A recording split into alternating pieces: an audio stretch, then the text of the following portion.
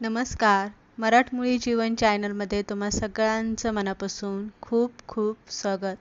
आज आपण कढईमध्ये मोकळा सुटसुटीत आणि एकदम मऊ लुसलुशीत असा जिरा राईस आपण इथे बनवून घेणार आहे. आणि जिरा राईस बरोबर खाण्यासाठी डाळ तडका आपण इथे अगदी झटपट पण जसं हॉटेलमध्ये बनवला जातो अगदी त्या पद्धतीने आपण इथे बनवणार आहे. अनेकदा जेव्हा आपण बाहेर जातो तेव्हा जेवताना आपण जिरा राईस आणि डाळ तडका याची मागणी आपण करत असतो खाण्यासाठी. तो भात एकदम मोकळा सुटसुटीत असला तरी एकदम मऊ असतो आणि डाळ एकदम घट्टसर असते. तर तशा पद्धतीने आज आपण रेसिपी बघणार आहे. तर चला पटकन रेसिपीकडे वळूया. इथे मी तुरीची 1 वाटी डाळ आणि थोडीशी अर्धी वाटीपेक्षा कमी मी इथे मुगाची डाळ घेतलेली. मुगाच्या डाळीमुळे काय होतं, वरण घट्टसर होतं. स्वच्छ आपल्याला 3 ते 4 पाण्याने डाळ इथे धुवून घ्यायची. त्यामध्ये थोडासा हिंग घालायचा आहे. हळद आपल्याला यामध्ये अर्धा चमचाभर घालायची आणि साधारणतः 1 चमचाभर आपल्याला मीठ घालून घ्यायचं. 1 पळीभर आपल्याला तेल यामध्ये घालायचं. कुकरमध्ये मी पाणी घालून घेतलेले आणि त्यामध्ये डब्बा ठेवायचा आणि मग आपल्याला पाणी घालायचं. म्हणजे काय होतं, कुकरमध्ये डब्बा ठेवताना पाणी अजिबात सांडत नाही डाळीमधलं. आणि अगदी आपल्याला 6 ते 7 शिट्ट्या घेऊन एकदम मऊसूद अशी आपल्याला गाळ होईपर्यंत ही डाळ इथे शिजवून घ्यायची. डाळ आपण शिजायला लावलेली आहे. आता आपण इथे डाळीसाठी काय काय लागणार आहे ते इथे बघूयात. मी कांदा घेतलेला आहे, टोमॅटो, लसूण ठेचून घेतलेला आहे, कढीपत्ता लागणार आहे आणि खडा मसाला घेतलेला आहे. मसाल्यामध्ये मी हळद, लाल तिखट, धना पावडर आणि थोडंसं आपल्याला यामध्ये हिंग घालायचा. हा मसाला आपण इथे डाळीमध्ये घालून घेणार आहे. आपल्या इथे पळीभर मी तेल घालून घेतलेले. तेल गरम झालं की खडा मसाला अनेक प्रकारचे असतात. त्यामधले मोजकेच आपल्याला 5-6 खडा मसाले यामध्ये घालायचे असतात. ठेचून घेतलेला लसूण आपल्याला यामध्ये घालायचा आहे. तुम्हाला हवं असेल तर आलं तुम्ही पातळ चिरून काप करून यामध्ये घालू शकता.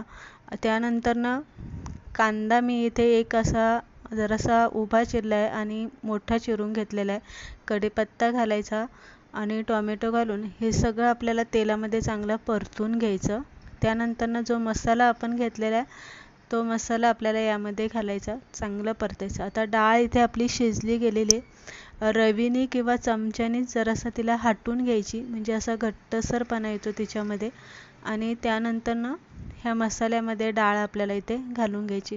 आता मी वेगळा तडका अजिबात बनवणार नाही, कारण मी तडका डायरेक्ट कढईमध्येच दिलेला आहे. लसूण, जिरी वगैरे सगळं मी फक्त इथे बेडगी मिरची घातलेली नाही आहे. तुम्हाला हवा असेल तर तुम्ही यामध्ये घालू शकता किंवा नंतरनं तडका म्हणून लाल तिखट, बेडगी मिरची थोडीसा तडका करून तुम्ही इथे लाल कलर येण्यासाठी घालू शकता. पण शक्यतो जेव्हा आपण हॉटेलमध्ये जातो तेव्हा त्या डाळीचा जो कलर असतो अगदी तो असाच असतो. आणि चवीप्रमाणे मीठ घालून खळखळून अशी उकळी येऊन द्यायची. तर तुम्ही इथे बघू शकता छान अशी घट्टसर मस्त कलर आला आहे. तर अगदी साध्या सोप्या पद्धतीमध्ये कढईमध्येच तडका देऊन आपण इथे डाळ इथे बनवून घेतलेली आहे. जिरा राईस बरोबर खाताना शक्यतो डाळ ही जरासा घट्ट ठेवायची, पातळ अजिबात ठेवायची नाही. डाळ तडका आपला बनवून तयार झालेला आहे. त्यानंतरनं आपण इथे कढईमध्ये जिरा राईस बनवून घेणार आहे. इथे मी 1.5 वाटी बासमती तांदूळ स्वच्छ धुवून घेतलेला आहे, पाणी नितळून घेतलेलं आहे. खडा मसाला आपल्याला लागणार आहे आणि 2 हिरव्या मिरच्या मी इथे घेतलेल्या आहे. आता हा आपल्याला जिरा राईस बनवताना शक्यतो जेव्हा आपण कढईमध्ये या पद्धतीने बनवतो तेव्हा तुपाचीच इथे फोडणी द्यायची. 2 चमचे मी तूप घालून घेतलेले. हलकंसं तूप गरम झालं की त्यामध्ये खडा मसाला आणि 2 हिरव्या मिरच्या घालून घ्यायच्या. 1 मिनिटभर आपल्याला ते मिडियम गॅसवरती परतून घ्यायचं आणि त्यामध्ये पाणी घालायचं. आता 1.5 वाटीसाठी आपण इथे 3 वाट्या पाणी घालून घेतलेलं आहे. हे प्रमाण अगदी परफेक्ट आहे. जितकं तांदूळ घेणार आहे त्याच्या डबल आपल्याला पाणी घालायचं. भात मोकळा सुटसुटीत होतो आणि भात मऊसुद्धा होतो. मीठ घालायचं त्यामध्ये चवीप्रमाणे आणि अर्धा लिंबू मी यामध्ये घातलेलं आहे. लिंबाचं काय उपयोग होतं, भात मोकळा सुटसुटीत होतो. दुसरी गोष्ट म्हणजे आपण खडे मसाले घातल्यामुळे त्याचा कलर उतरतो आणि कधीकधी भात पिवळा होतो. पण लिंबू घातल्यामुळे भात पांढरा शुभ्र होतो आणि व्यवस्थित असा मऊ होतो तो.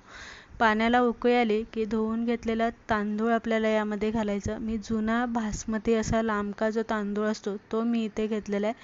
शक्यतो जिरा राईससाठी आपल्याला तोच तांदूळ वापरायचा.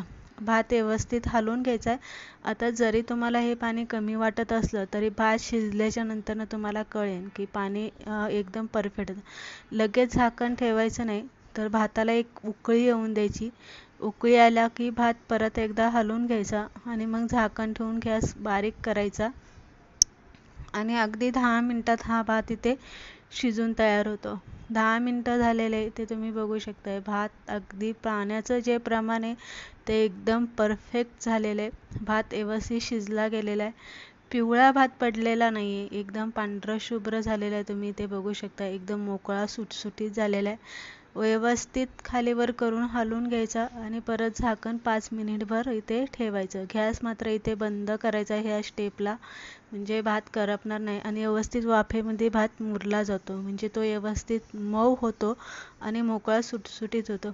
अशा पद्धतीने घरी कोणी पाहुणे आले असाल किंवा संध्याकाळचं जेवण असेल छोटंसं, तर या पद्धतीने तुम्ही जिरा राईस कढईमध्ये बनवू शकता आणि कढईमध्ये डाळीला तडका देऊन डाळ तडकासुद्धा तुम्ही इथे बनवू शकता. रेसिपी अगदी साध्या सोप्या पद्धतीने दाखवली आहे. तुम्हाला कशी वाटली नक्की कमेंट करून सांगा.